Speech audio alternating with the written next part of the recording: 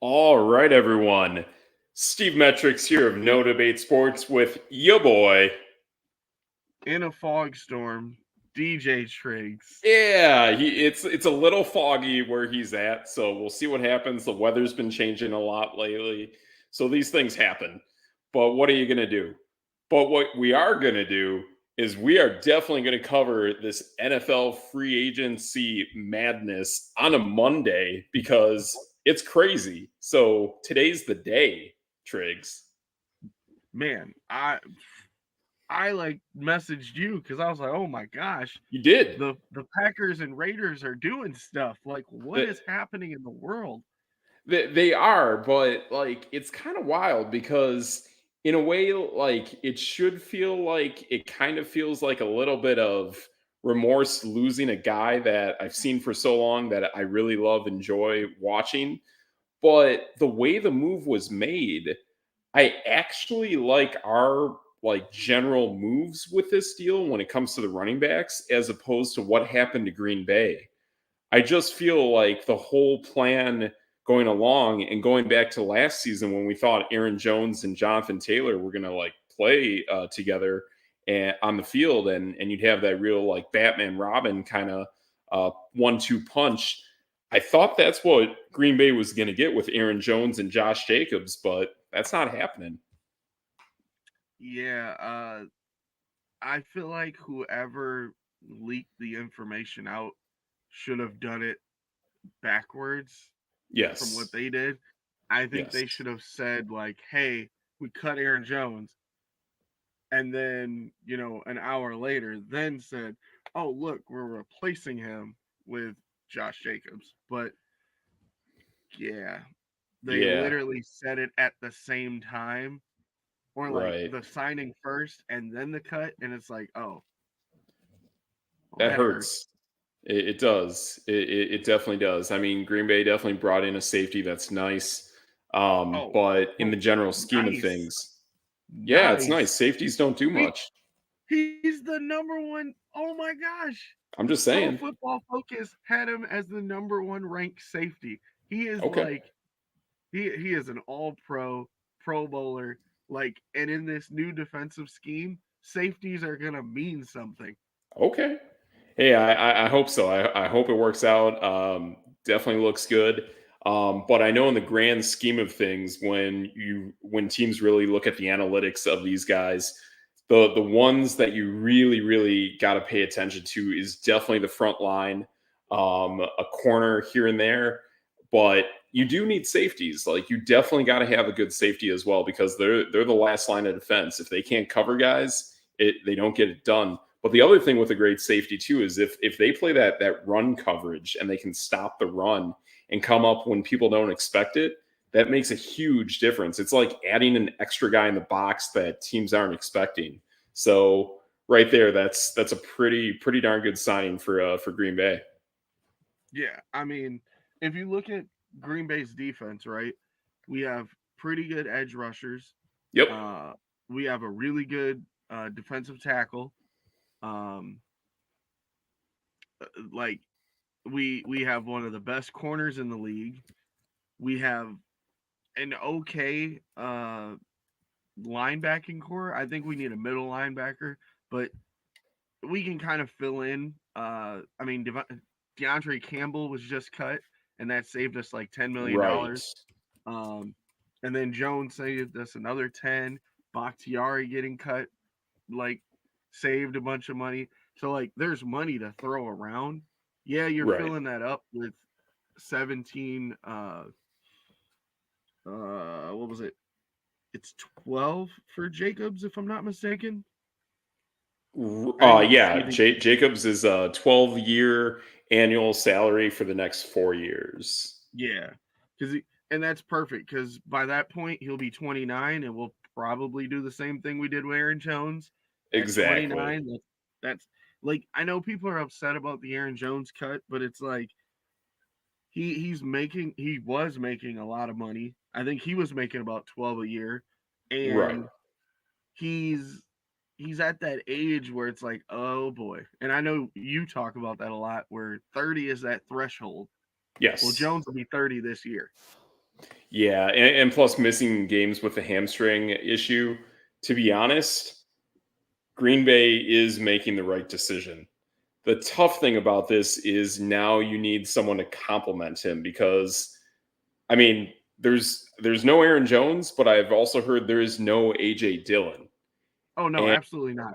We are not bringing back AJ Dillon unless exactly it's on like the vet minimum right. because AJ Dillon loves Green Bay. And he does. He does. He's a great guy. He's a fun follow on Twitter and social media. Great guy. But I think if he comes back, he should be in like a supplemental fullback role.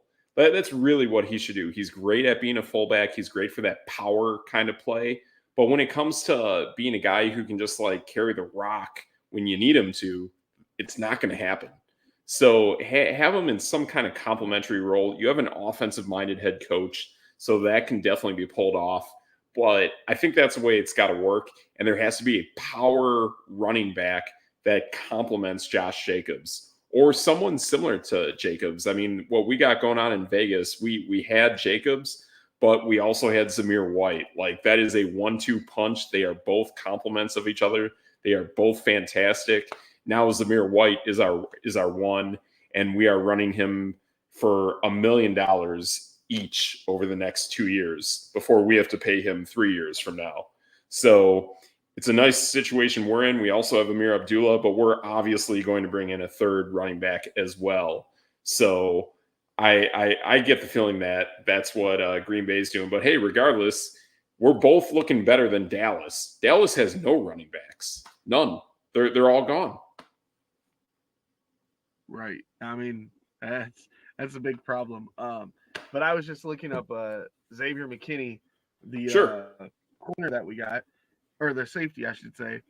Yeah. Like I said, all world talent. Pro Football Focus had him ranked number one. He had 94 tackles, which was third Okay. among safeties.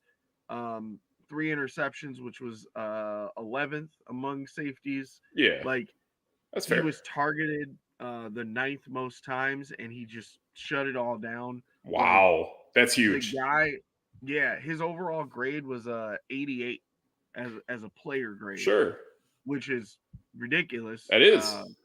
And then on top of that, he's only 24 years old. So Oh, like that's he's a stud. fantastic. Yeah, right. Like he's a stud. And then you're putting him next to Jair or like Oh gosh. behind Jair. Right. Man, now think about like the fill-ins that the Packers have had for the last couple of years. Like Keyshawn Nixon was back there a little bit playing nickel. Darnell Savage was in and out. There's some, I'm gonna be honest, some no-name players that just got tossed back there whenever they had a spot open, Yeah. and it's like, well, now there's a dude back there that Right. is gonna tackle people, which the Packers have a really bad problem of missing tackles. Okay. Uh, when you have 94 solo tackles, that's kind of elite, Yeah. you know. Yeah, that'll definitely make up Um, for it. and like I think that's exactly what the Packers have been looking for. With I mean, what's his name? Adrian Amos was back there. We thought he was going to be the guy, but Right. he kind of just made his money and was okay, I guess. Um, Yeah, and the good thing I see of this is like this really helps out Green Bay in keeping its MO for winning that matchup against Detroit because Detroit's going to try to beat Green Bay through the air. They've tried twice and they failed both times. I mean, to yeah, keep locking down that secondary, Green Bay had one of the better secondaries in the NFL last season. That's really going to help. I even took a quick glance here on NFL.com, and this Xavier McKinney contract is going to take $25 million in his first up front. year, which is Yep. a upfront deal. This is also the season where the salary cap had the biggest boost ever in NFL history. So it's an extra $30 million for every team. So to be taking that cap hit now does Green Bay a lot of good because then the next 3 years he will have a 1 as the first digit of his annual salary, which is going to be pretty favorable to Green Bay's salary cap issues over the next 3 years. So this is a really, really well-built contract for a guy coming off his rookie contract. And it's going to definitely help Green Bay for sure. Right. And that's one of the big things for me is like the offense is pretty much solid. You know, it's a pretty good offense. The wide receivers are going to get a little bit more run. You're basically getting a number one wide receiver back. If Right. however people feel about Christian Watson, like that's a free agent signing of your own guy because he basically didn't play last year. Right. Um, and then you got Jaden Reed who got much better. Romeo Dobbs, Bo Nick, like they've got a bunch of new Bo Melton, I should say, not Knicks. Yeah. Bo Melton, like they've got a bunch of dudes where you're like, oh man. And then the two tight end sets are gonna work. Now you bring in Josh Yes. Jacobs, who the last time he played a full season led the league in rushing.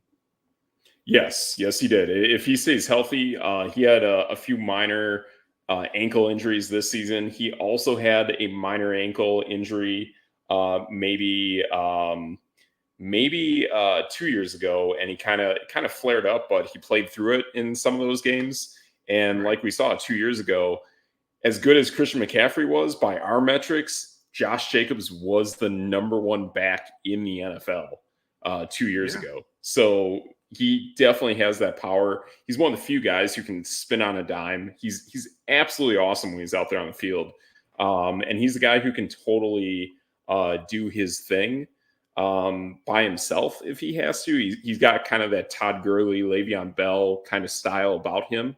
But the thing is, even with that, for us, we always had a 3 running back set with him. I hope Green Bay does the same because honestly, with a premier back like that, who's been doing that his whole career, you want to make sure that you keep as much tread on those tires because you're paying him for the next 4 years. So do what Right. you can and give him 2 really great complementary pieces. So I really think that's going to be the mindset of Green Bay moving forward. And to me, it's obvious that they will definitely be drafting a running back fairly early.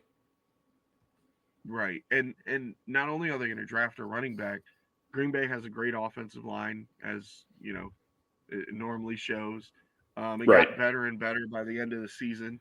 Um, Right. and I mean, the big difference with the Raiders and the Packers is the passing game can set up that run game. Yeah. The screens to Jaden Reed was like a screen machine last year. Yep. And then the short yardage passes to the tight ends, like they should be much better than they were last year, not only with the growth, but like yeah, if you ask just, you know, normal football fan like, hey, Aaron Jones or Josh Jacobs, and you go, oh, I need him in fantasy, people are gonna go Josh Jacobs every All day of the the week. You time. know what I mean? All the time. Yeah, Yeah. As much as I and like he's Aaron Jones, Jacobs is better. He always right, is.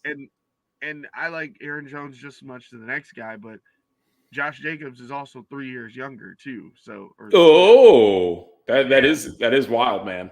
I mean, they both look fairly young. I'll give them that. I mean, it sucks the hamstring stuff going on with Aaron Jones, but man, I love seeing what Aaron Jones does. I mean, he's got kind of a different style to him, but Jacobs has that twitch, and Jacobs has power, like yeah, real power. I mean, he goes down the middle of the line. It's a bowl in a china shop, and guys are definitely going to take blows from him. So he is totally that kind of runner you want. We have it as well in Zamir White. So it's awesome when you have guys like that.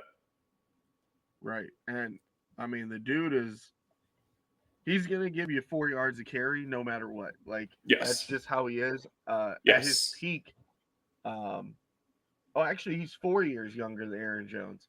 But I Wow. mean, at his peak, he was giving you 5 yards of carry with ease. Yep.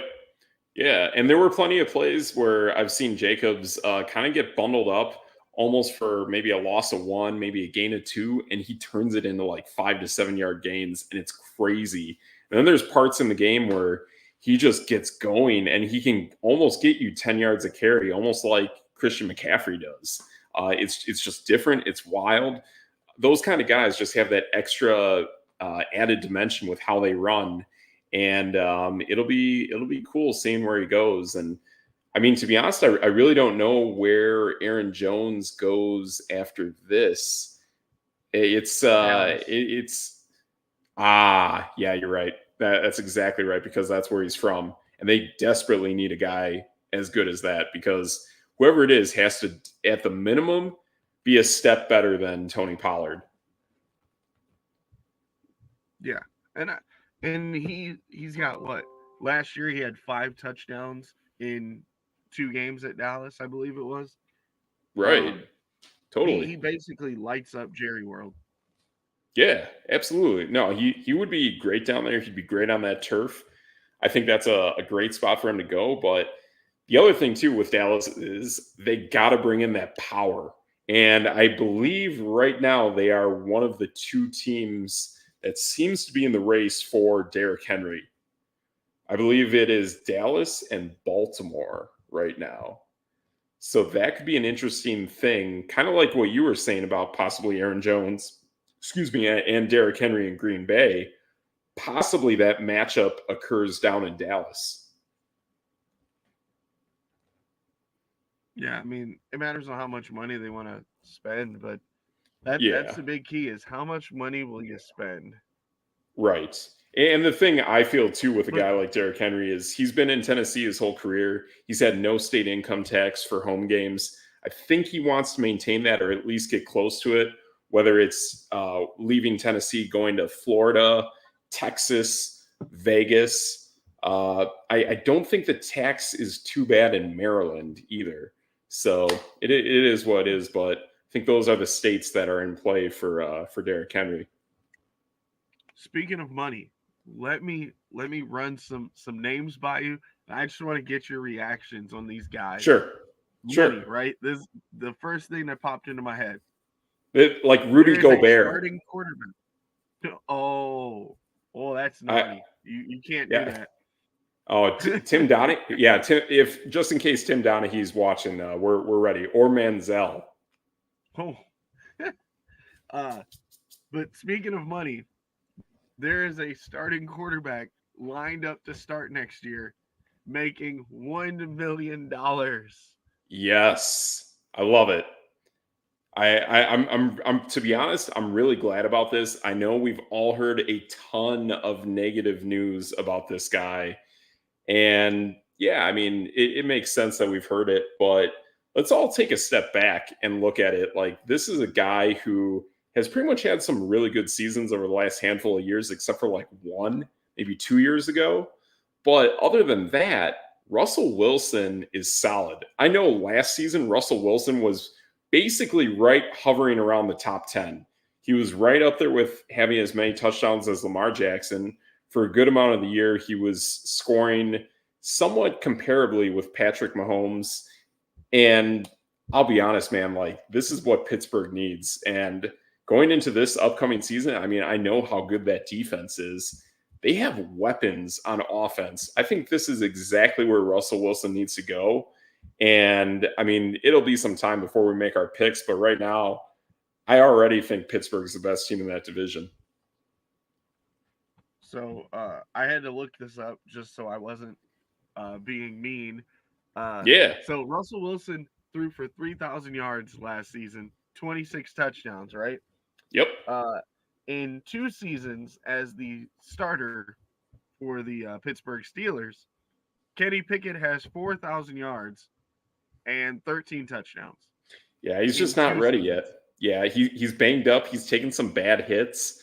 I think he can throw really nice, but man, you're spot on. Like, he's not ready. Like, he can't be thrown into the fire like a lot of these young rookies are. And I think we're even going to learn that in this upcoming draft, that these guys that are drafted, give them a year, give them time to develop, like Mahomes did behind Alex Smith, like Jordan Love did for the many years behind Aaron Rodgers. That's what it takes.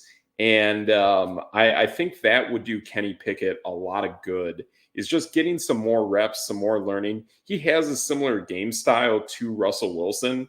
So the two of them actually work really well together. And obviously that's what sent Mitch Trubisky back up to Buffalo. But I think those two guys plus Mason Rudolph, I think that makes a really nice quarterback room for the Pittsburgh Steelers. I need someone to explain to me how you play 25 games and you throw 13 touchdowns and you still have a job. Yeah, well, so many injuries, man. Like he was hurt so often.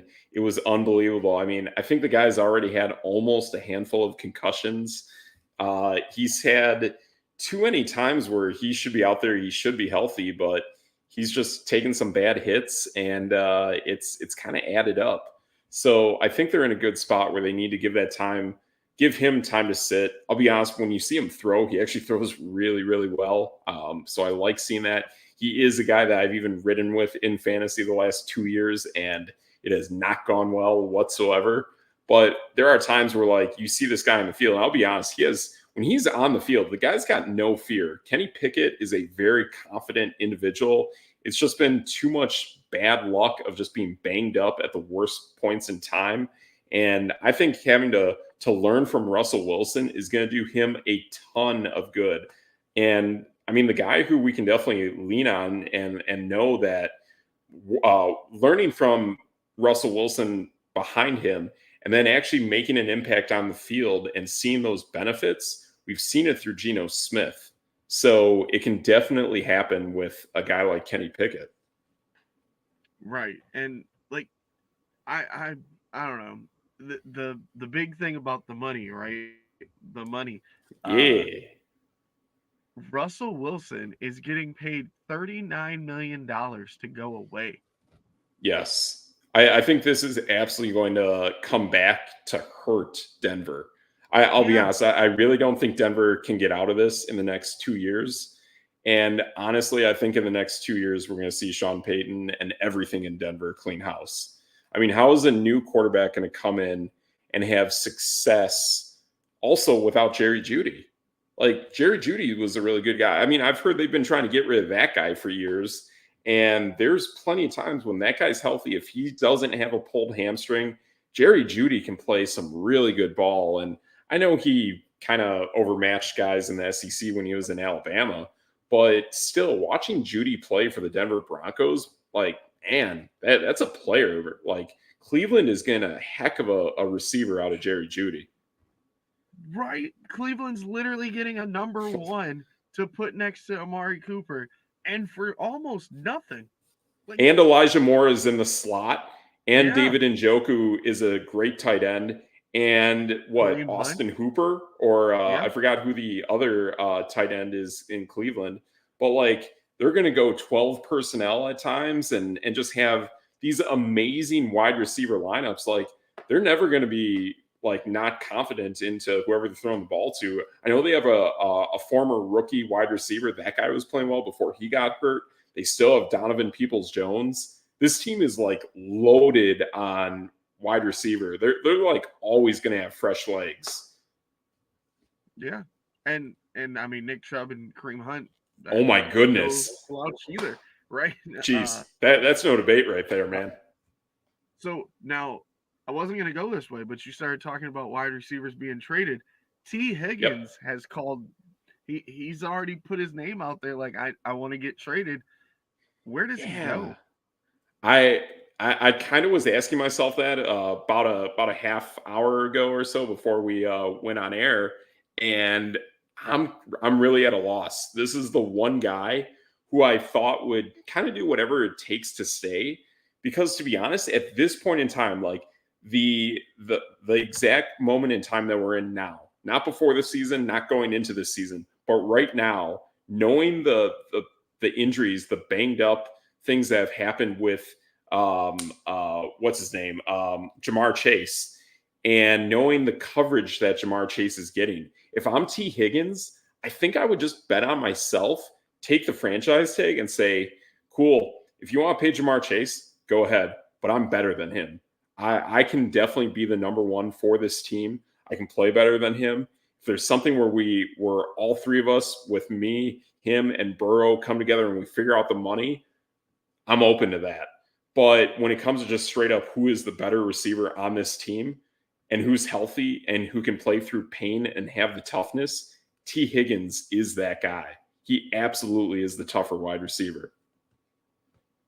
See, and it's funny because a couple of weeks ago when we were talking free agents, I brought him up and I'm like, I don't think he'll stay there. And just out of the blue today, it was like, boom, let's go. Trade. Yeah. Get out of here. I mean, if they lose T. Higgins and Tyler Boyd, it's just not going to work. I mean, we know Joe Mixon's going to be gone, and Joe's got his own problems off the field. But man, like I just don't see it working. And like Joe Burrow's banged up. I think this is gonna go real badly now. And I think this will benefit regardless what happens with T. Higgins, whether he stays or goes. I think this will benefit him. This is the window closing. Oh yeah, Goodbye, Cincinnati. they're done. They are.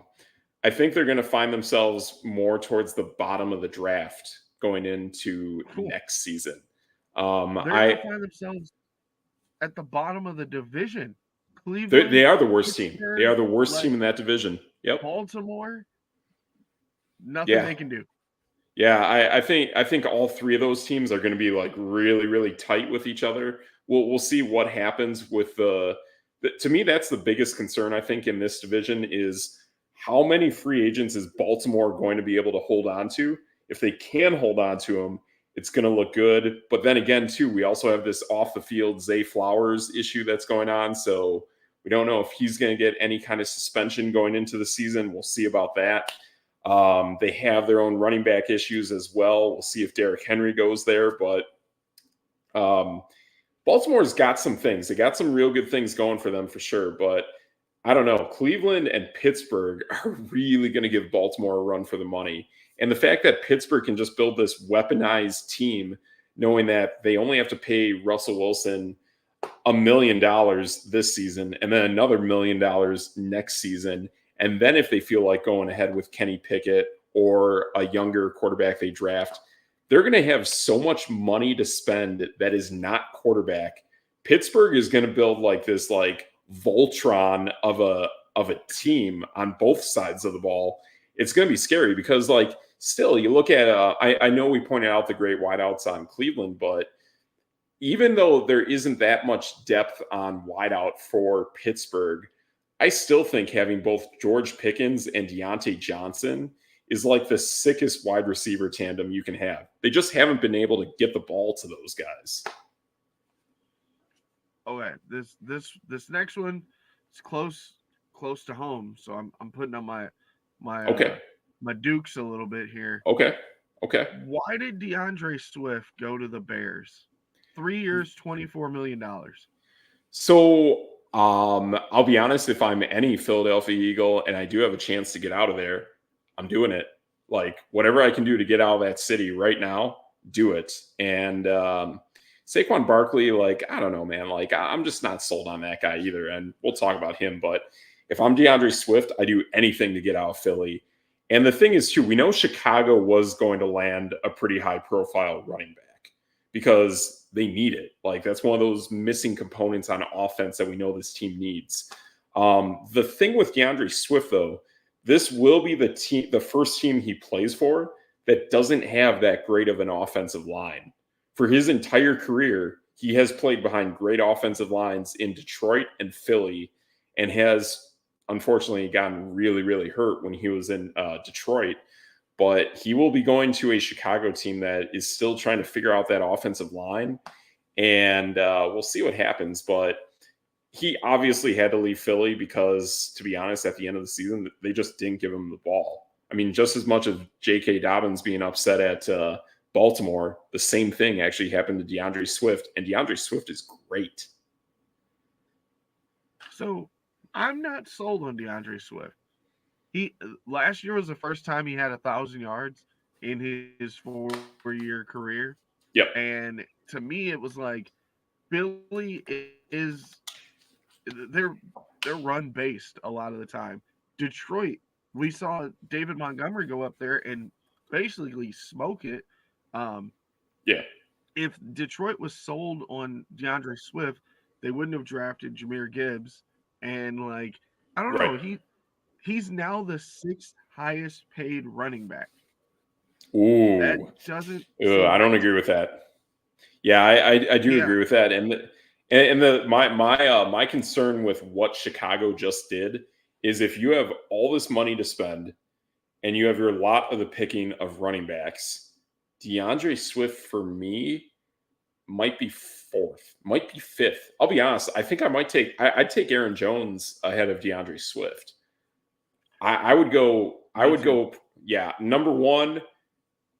I would take what you guys just did. I would go Josh Jacobs number one.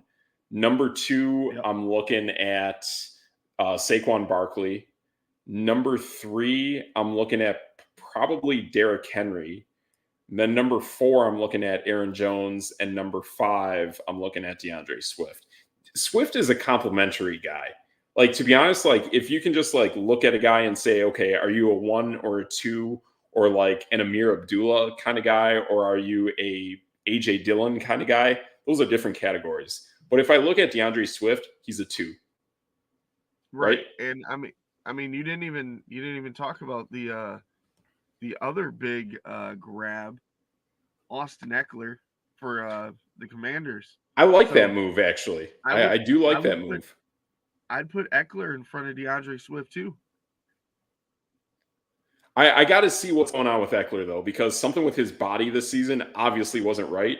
So I am a little confused. Like, what is going on with Eckler behind the scenes that we didn't really know about? That's my concern. Is we got a really banged up Eckler that might not be what we're used to, and we have a Swift that's like incredibly healthy, but had some weird things about getting the ball to him behind a really good offensive line in Philly. But then again, Philly's offense just all of a sudden like fell apart at the end of the season too. So some really weird stuff going on with those guys.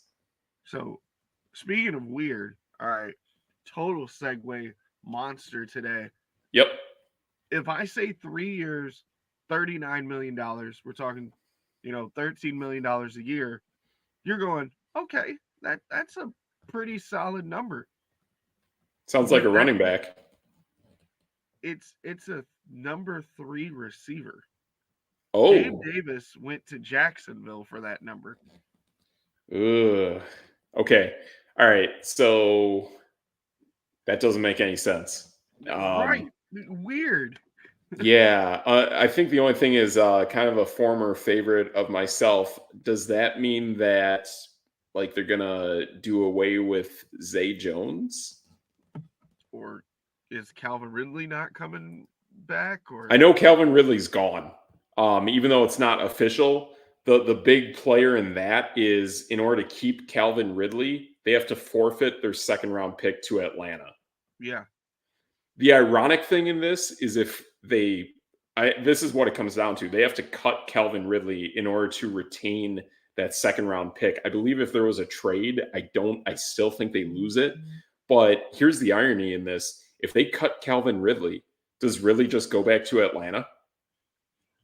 I mean, now why not? They got Kirk Cousins. Exactly. Like I love the signing of that. And plus, even as souped up as we talk about this offense for the Falcons still need a few pieces at wide receiver. They're still kind of like trying to figure out those complementary pieces to Drake London. They got a nice tight end in Kyle Pitts that still hasn't developed. You have a weapon in Bijan Robinson, but like you gotta bring some more pieces into this offense for as much as people talk it up. It's just not happening there.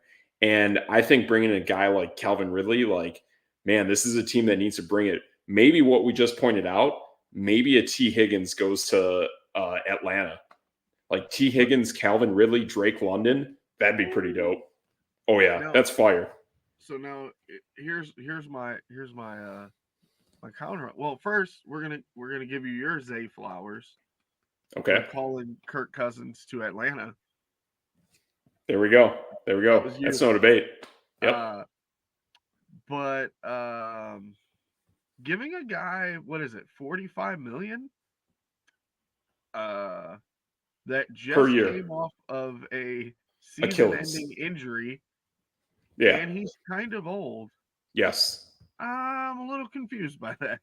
Yeah, to me, like that's where I think if I would have done 90 million for 2 seasons, Okay, I can get behind that. Right.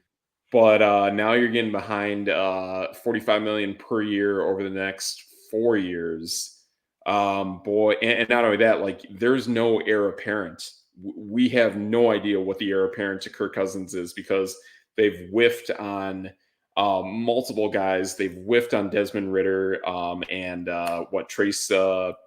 What's his name? The guy, the Brett Favre guy that used to play for Washington. That's now in Atlanta.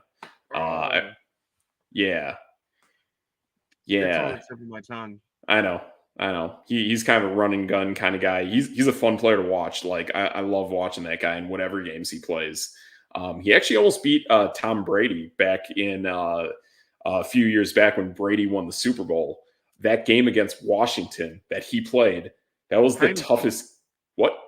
Yes, Heineke. Taylor Heineke. Yeah. Yes, Taylor Heineke almost beat Tom Brady, and to me, that was the moment where cool. Tom Brady and the Bucks, they got through Washington. I felt like that was the moment where you just knew they were going to win it all because that game was so tough for them to deal with. So I like Taylor Heineke in Atlanta. I like him more than Desmond Ritter. And to be honest, like what is more complimentary to the game that Kirk Cousins plays? I think it is Taylor Heineke. There's been a lot of weird questions with Desmond Ritter and his interceptions, turnovers, fumbling, all sorts of weird stuff. But Taylor Heineke is a fighter. That's a guy that I know is going to go out there again. He wears the 4 like Brett Favre. He plays like Brett Favre. I think him and Kirk Cousins are going to be a really cool tandem. But then again, too, I mean, we see how this salary cap is just keeps on increasing. The 45 million a year isn't going to be that bad. But then again, they need the heir apparent. So like that's the weird thing in this is like who are you going to draft at some point to be the replacement? I don't know. Maybe our quarterback out of Tulane. I don't know.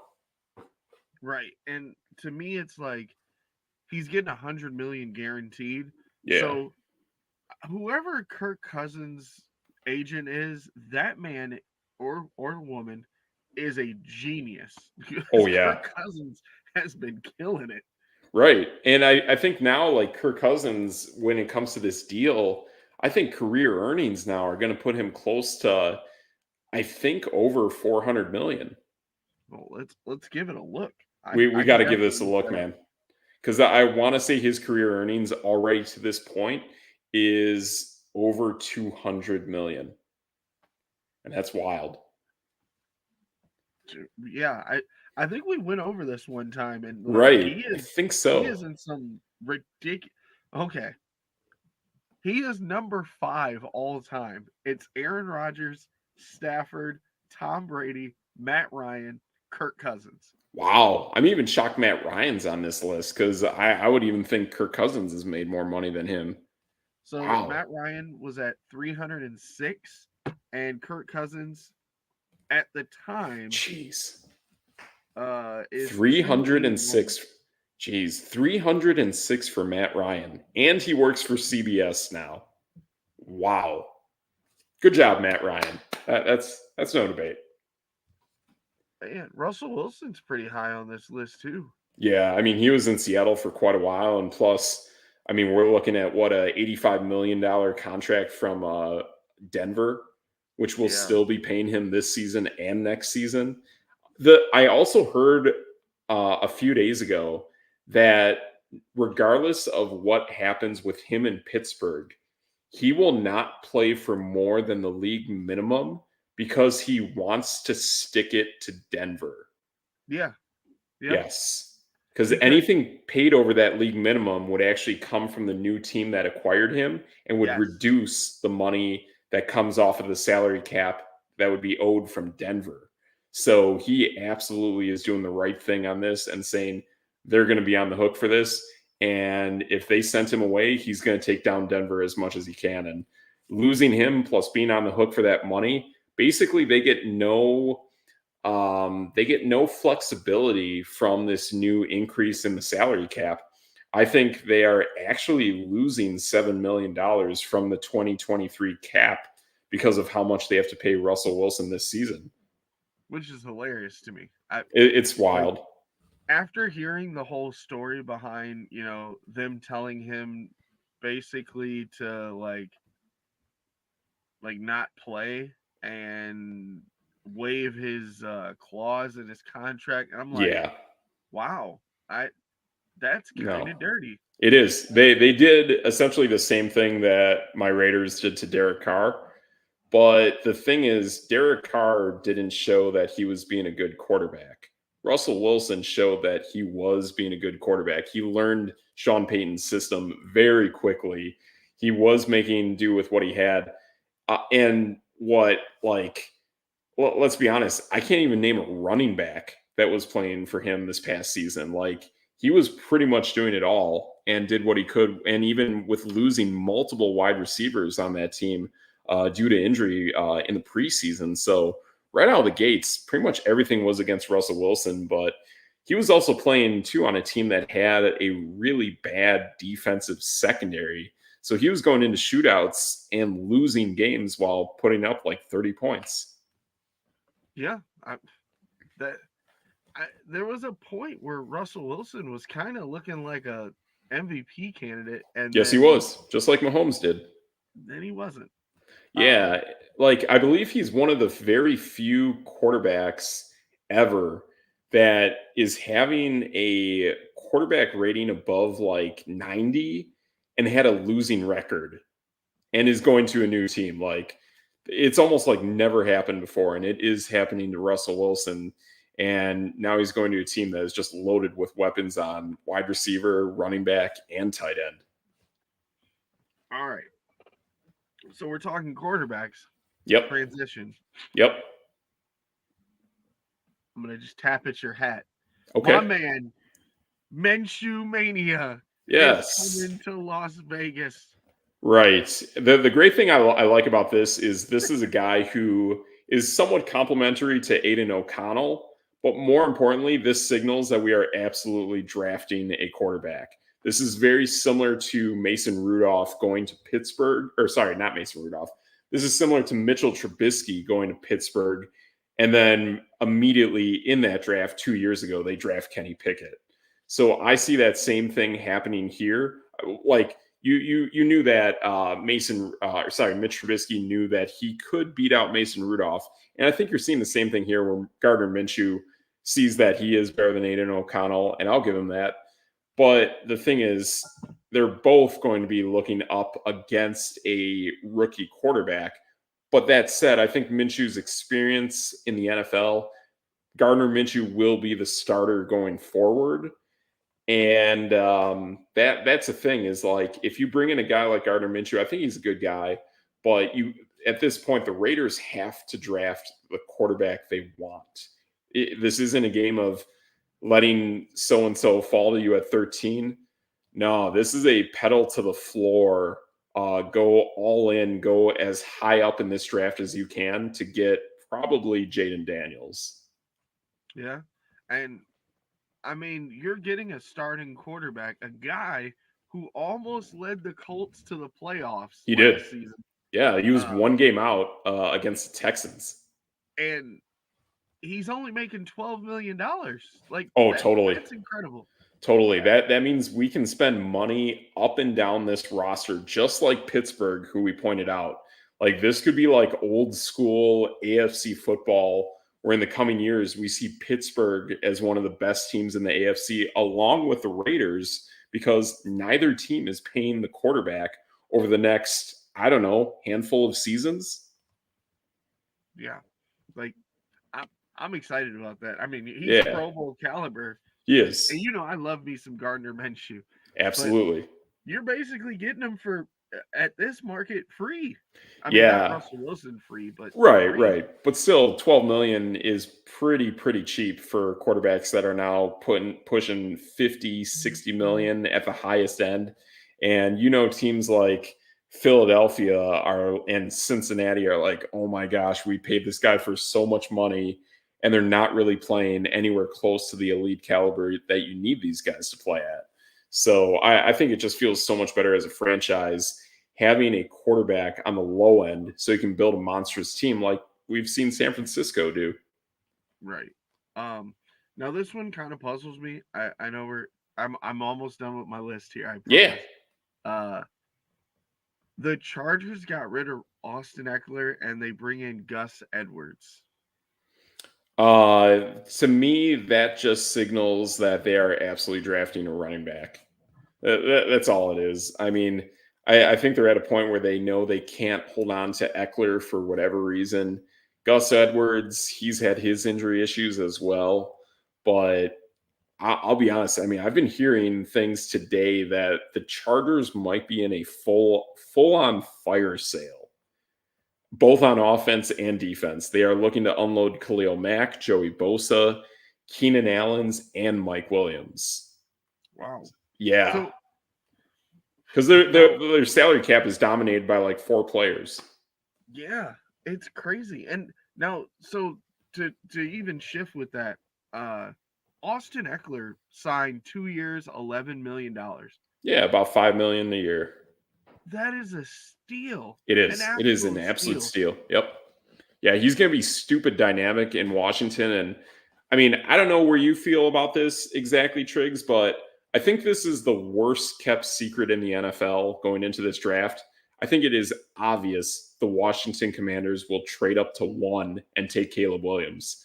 I think having a dynamic player like that Austin Eckler swagger, along with that Caleb Williams zest with that Cliff Kingsbury offense, I think this is exactly what's going to happen. And I would love to see Eckler and Caleb Williams playing together. Or honestly, your boy Jacoby Brissett is there as well. I think whatever this dynamic is, I think this offense under Cliff Kingsbury is going to be really cool. Now, what if they don't like Caleb Williams and they're actually hoping that the next quarterback in line, like a Jaden Daniels or someone like that, is actually who they want? I've heard that, but I'll be honest, I've heard very little, which is ironic, about Caleb Williams going to Washington. And I think it is. I think it's the most obvious thing. I think it is the most obvious thing that we're going to see Caleb Williams go to Washington and probably see the Raiders trade all the way up to 3 to take Jaden Daniels. I think this is the way it shakes out. I think probably a Drake May goes in the middle, or it could be something weird like a JJ McCarthy. I've been hearing that name, but I don't see it. But I think it makes so much sense. And let's be honest, the NFL really wants to make money. They want to see things happen. And just like we saw with the NBA way back when with LeBron James, I mean, we knew the NFL or the NBA was going to stack the deck in whatever way possible to make it so Cleveland would draft LeBron James. I think we are seeing that coming with the NFL, and we are going to see Caleb Williams get drafted by the same area where he went to high school with a coach that he just coached under in Southern California with Cliff Kingsbury I mean, it's a Lincoln Riley offense. It is what it is. But it may I just keep seeing Caleb Williams wearing the crimson and gold just like he wore in college. I just don't see him wearing the weird dark navy with a white trim and orange with the Chicago Bears. It just doesn't look right to me. I really see Caleb Williams being this like new face of the NFC with Washington. Do you think the Bears? So what you're saying is the Bears they go and draft Mitch Trubisky again? What I'm saying with the Bears is the Bears are going to have leverage on multiple teams in this draft, and they are still going to get the guy they want at quarterback, whoever it is, whoever they want at quarterback. They already know, and they're going to get that leverage as long as, to be honest, as long as it's not Caleb Williams. If the guy they want is not Caleb Williams, they're going to get a lot of good leverage for moving down to get the guy they actually want. Now, the one team that we didn't really talk about, we'll sneak them in here. Yeah, The Patriots traded away Mac Jones for basically a bag of chips. So sure. maybe they're look. I mean, they're obviously going to draft a quarterback. They are, but are actually, well, they are, but I think it comes late. And here, going back to my Chicago Bears story, I think round 1, the Bears move down to 2, gain capital and possibly a player from Washington, maybe a Jahan Dotson or a Terry McLaurin. as well as picks, I think in round 2, they stay at the top of the draft and trade with New England and send Justin Fields to New England. Oh. Yeah. And here's the cool thing with that. Our favorite up and coming guy who just needs some playing time, and he was tons of fun in the preseason.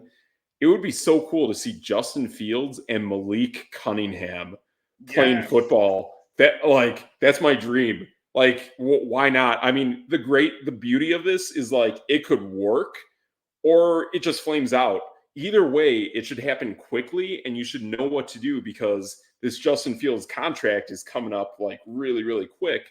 So you have 2 years to figure this out, and I think this is exactly what you need. So take these two guys, run with them, take another quarterback, possibly develop that player for another 2 years because it's going to be a low end draft pick that you spend on drafting a quarterback.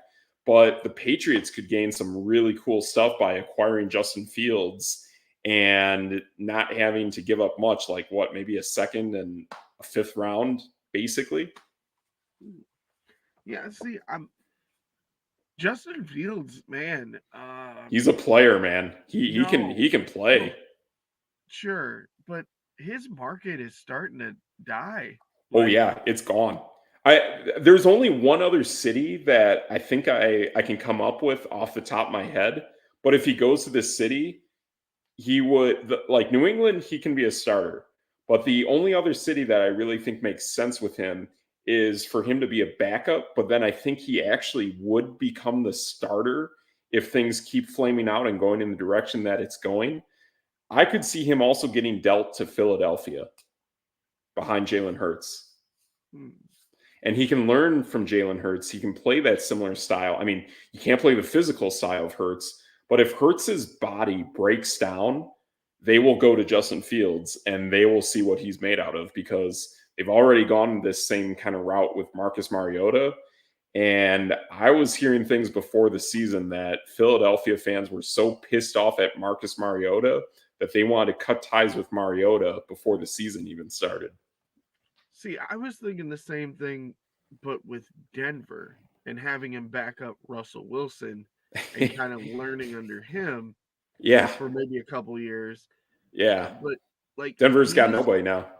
Yeah, he's starting to kind of like I don't know, maybe Denver's a spot because yeah, but whoever goes to Denver is going to be thrown to the wolves. Like whoever is going to Denver, that is the worst situation for any player at this point. That it might even be worse than Philadelphia because if you're going to Denver and let's say you're a quarterback, all right, cool, you're going there. You are not guaranteed anything. You will be fighting punch for punch with at least Jared Stidham and a newly drafted quarterback.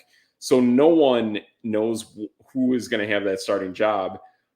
We know the personality of Sean Payton. And the other thing, too, is if this all continues to go south, then all of you, along with Sean Payton, all of you don't have jobs anymore. You're all gone. And you're pretty much all going to be out of the league. Jared Stidham, Justin Fields, the rookie quarterback might have a shot either being an air backup or going to another city like Mac Jones. But that's a scary situation. Denver is probably the last team that if I'm a guy who wants to get a second chance in the NFL, I don't think I would want to go to Denver right now. I just think it's too toxic. And they sent Jerry Jeudy away. Right. That's true. Like you don't have any weapons. I mean, Tim Patrick from broken leg. KJ Hamler. I like those guys, but they're banged up. So I mean, I know we're getting close to wrapping up, so I'm just going to give you the floor. Yeah. Boom! It's a metrics minute. Oh man, metrics minute. So the one guy that I want now, I don't know if we're going to get him because the teams I've seen this guy being talked about with is Derrick Henry. Just losing Josh Jacobs, seeing that Derrick Henry is in talks with both like a Dallas and a Baltimore. I get it, but come to Vegas, come to a state that has no income tax, just like Tennessee, and play for the Raiders with a three-headed monster of Zamir White, Derrick Henry, and Amir Abdullah. Like, we love having 3 awesome running backs. We got money to spend.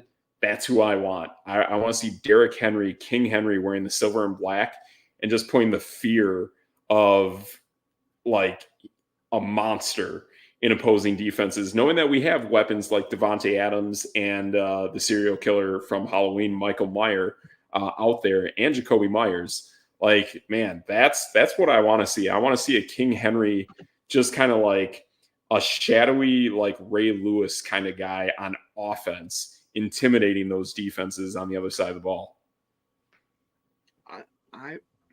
I'm in the mix for that. I mean, I think you talked about that too.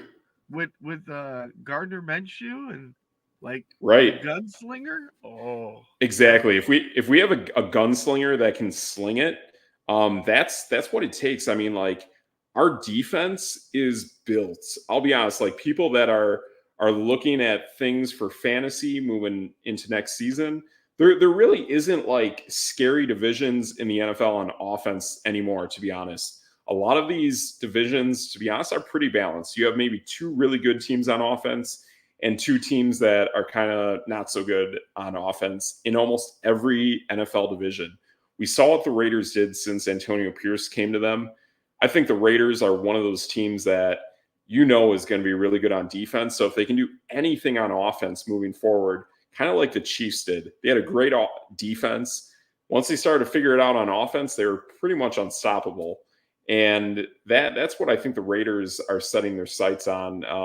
Kind of ironic too. It's weird seeing Kirk Cousins leave, but I kind of thought Minnesota was kind of moving on that path as well. So it's kind of what I'm seeing with defense and Raiders and fantasy football. Yeah, Minnesota's a weird one. I don't know what they're doing.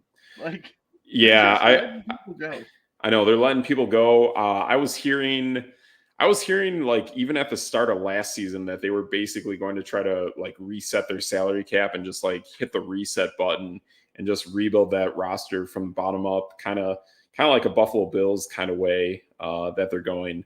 So I think some of these teams are doing it, but then again, Minnesota is Brian Flores and he's a heck of a coordinator. So we'll see what happens up there. But these teams that are hitting the reset button or can save money at quarterback, I think is going to pay dividends. All right. And I guess my last question for your metrics minute. Yep. Please explain to me the signing of Christian Wilkins. 4 years, $110 million. So 4 years, $110 million of Christian Wilkins is to bring in another complementary piece with Max Crosby. This may end up being where we have to pay Max Crosby some more, but bringing in another dominant player on the defensive line, I think is always a good thing. So I like Antonio Pierce going out there saying, hey, like, this is what we need right now. This team needs to make sure they got their guys on defense. We're still figuring it out on offense. So I like it. It's a good piece. I like seeing multiple pieces on defense, even outside of Max Crosby, really making a difference. 10-4. And we can save money. Like, again, we're one of these teams not paying a quarterback. So whatever you can do to spend a little extra cash when you're not paying the quarterback, or you've already paid the quarterback like Chiefs did with Mahomes and re-signing Snead, re-signing Chris Jones, like, that's what it takes. That's no debate. So I think that's everything we got for a show tonight. So yeah, that's I'm Steve Metrics. That's your boy, DJ Triggs.